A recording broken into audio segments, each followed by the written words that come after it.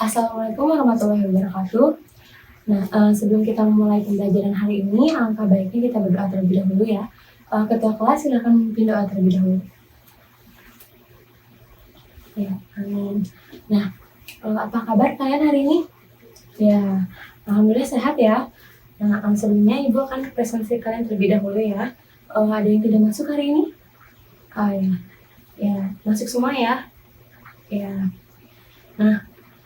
Sebelum kita mulai pembelajaran hari ini, alangkah baiknya kita mereview terlebih dahulu pembelajaran kita di minggu kemarin. Ada yang masih ingat minggu kemarin kita belajar tentang apa? Ya betul, kita belajar mengenai proses masuk dan perkembangan penjajahan bangsa Portugis dan Spanyol di Indonesia ya. Pada tahun berapa sih Spanyol itu dan Portugis datang ke Indonesia? Ya betul, Portugis itu datang ke Indonesia pada tahun 1511 ya.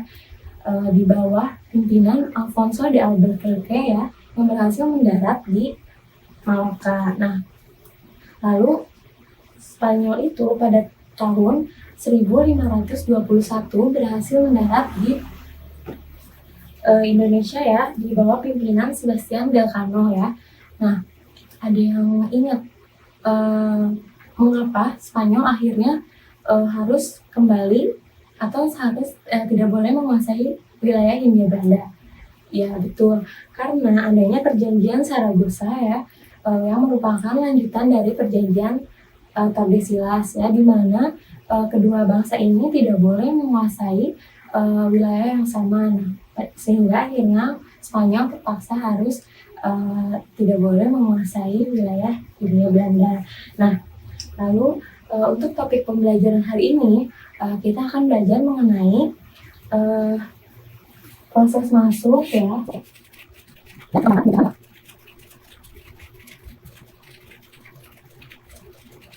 akan belajar mengenai proses masuk dan perkembangan penjajahan Belanda dan Inggris di Indonesia.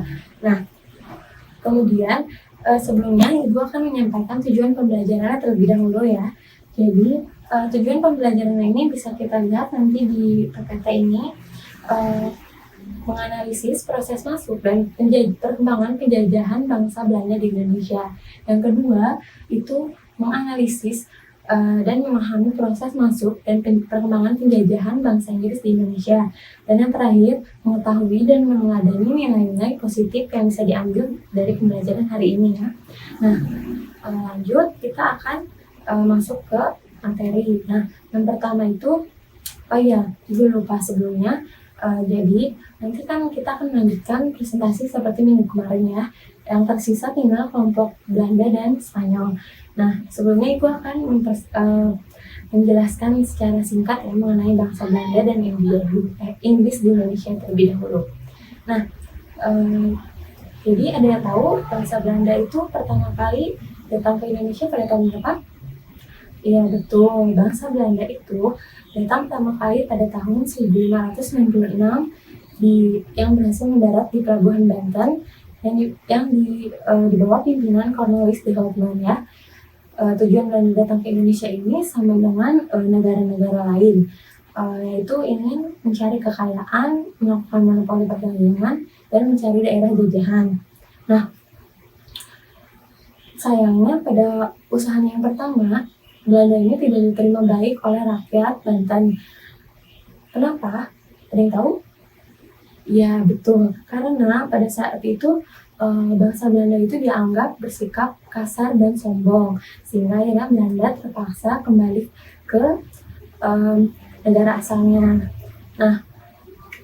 Sehingga Belanda datang lagi ke Indonesia di bawah pimpinan Jacob van Heck ya, pada tahun 1598.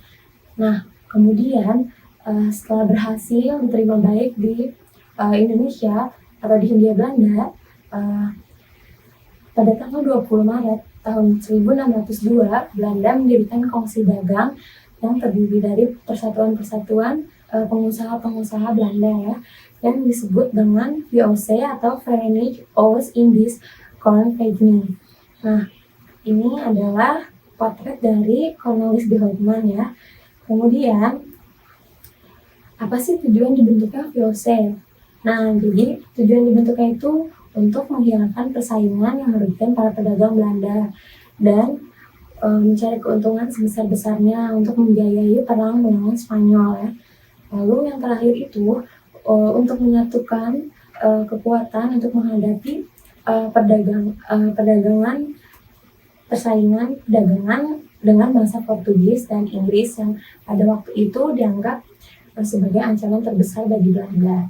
Nah, selanjutnya ini bentuk-bentuk aturan paksa VOC yang diterapkan di Indonesia. Apa aja? Itu ada monopoli perdagangan, ada pajak yang harus dibayar dengan hasil bumi, lalu ada aksi penebangan tanaman rempah-rempah milik rakyat dan lain sebagainya ya, yang Ibu catat di sini.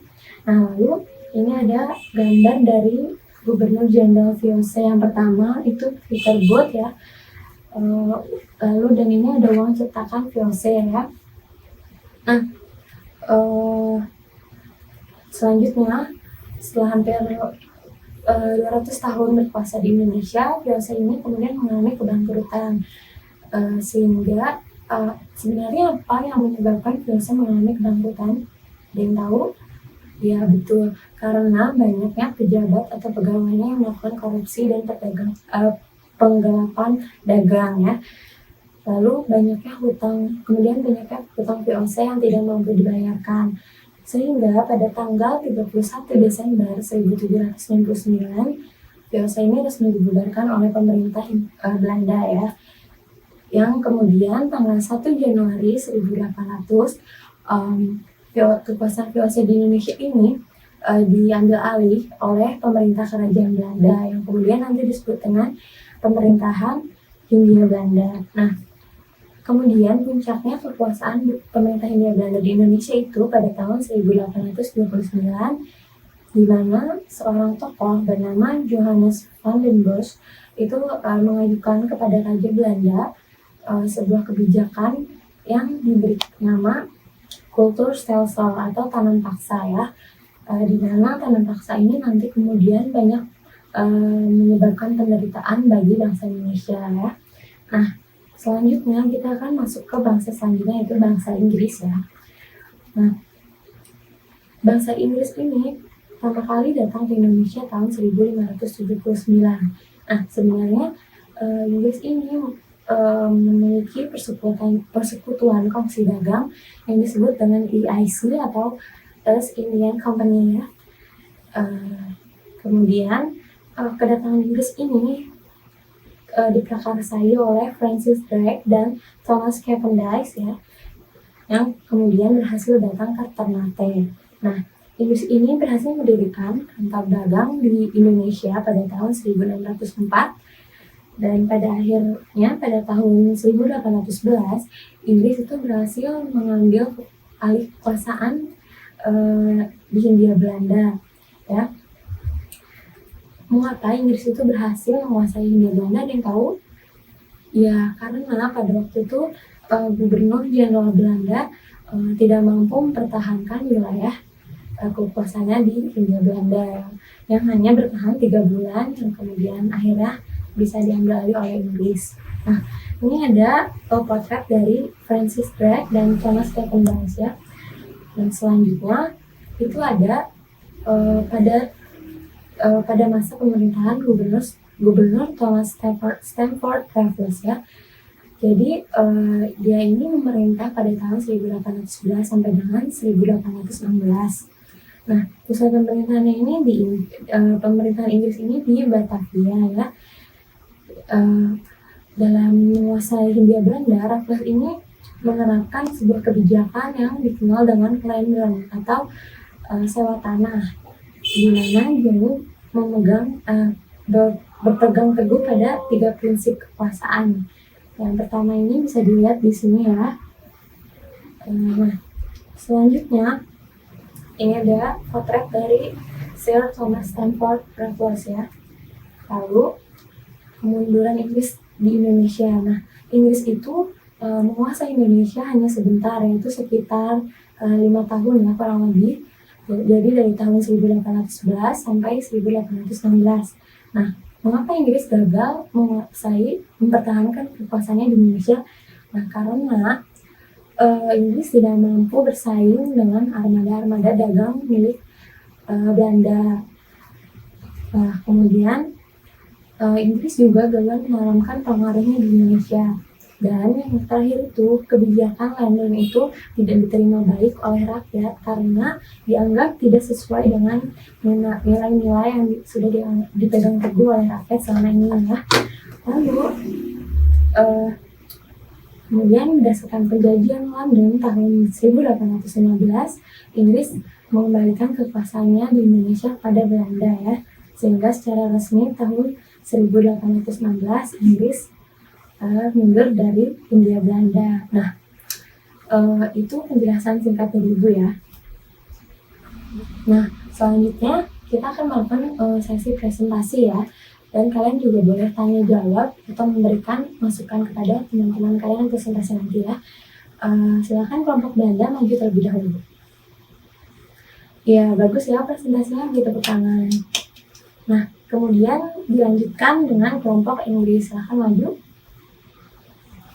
Ya, bagus ya, kita beri tepuk tangan ya.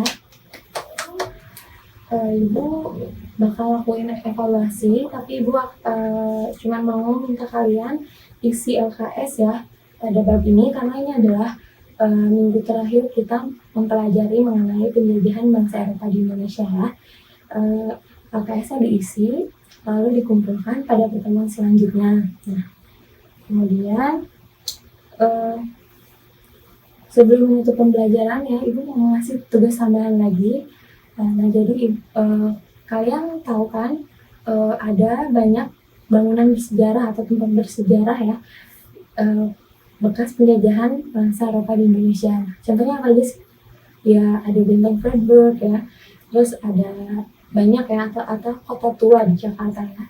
Nah, karena kita di Yogyakarta, nah Ibu cuma meminta kalian melakukan kunjungan mandiri ke tempat-tempat bersejarah ya. Tempatnya bebas, boleh di mana aja di sekitar Yogyakarta ya. Nah, lalu kalian buat laporan kunjungan yang kemudian nanti dikumpulkan minggu depan ya, bersama tugas LKS-nya itu. Nah, udah ya, mungkin itu aja dari Ibu. Sebelum menutup pelajaran, ada yang mau mengumpulkan materi hari ini? Ya, betul, makasih telah mengumpulkan. Jadi, kesimpulannya itu Belanda dan Inggris datang ke Indonesia itu di waktu yang tidak terlalu jauh ya. Jadi Belanda datang ke Indonesia tahun 1596 dan sudah di bawah pimpinan Cornelis de Houtman. Kemudian Inggris itu sekitar 1500-an juga di bawah pimpinan Francis Drake dan Thomas Cavendish ya. Nah, perbedaannya itu terletak di lamanya kekuasaan kedua bangsa ini, di mana Belanda itu berhasil menguasai Indonesia berpuluh-puluh tahun lamanya ya. Lalu sedangkan Inggris itu hanya sebentar di Indonesia karena tidak mampu menanamkan pengaruhnya di Indonesia, sehingga hanya sampai 1816 yang kemudian digantikan kembali oleh Belanda kekuasaannya ya. Nah, hikmah pembelajaran hari ini adalah kita bisa tahu ya bahwa kedua bangsa ini sangat gigih dalam mencapai sesuatu, seperti ingin menguasai Indonesia. Nah, lalu mementingkan kepentingan bersama dibanding kepentingan diri. Terus apa lagi adik tahu? Iya betul, ada lagi? Iya betul sekali. Nah, bagus ya kalian. Ibu harap paham mengenai pembelajaran hari ini ya, dan Ibu harap kalian tidak lupa dan terus mempelajari ya. Kegiatan belajar yang akan dilakukan pada pertemuan minggu depan itu adalah topiknya perlawanan bangsa Indonesia menghadapi penjajahan bangsa Eropa ya. Jadi kalian baca dulu ya mengenai materi tersebut. Baik, baiknya kita berdoa terlebih dahulu ya sebelum mengakhiri pembelajaran. Ketua kelas silakan memimpin doa. Nah, terima kasih untuk hari ini ya anak-anak, kalian bagus sekali ya, terutama untuk kalian ya. Nah, baik, Bu akhiri ya. Assalamualaikum warahmatullahi wabarakatuh.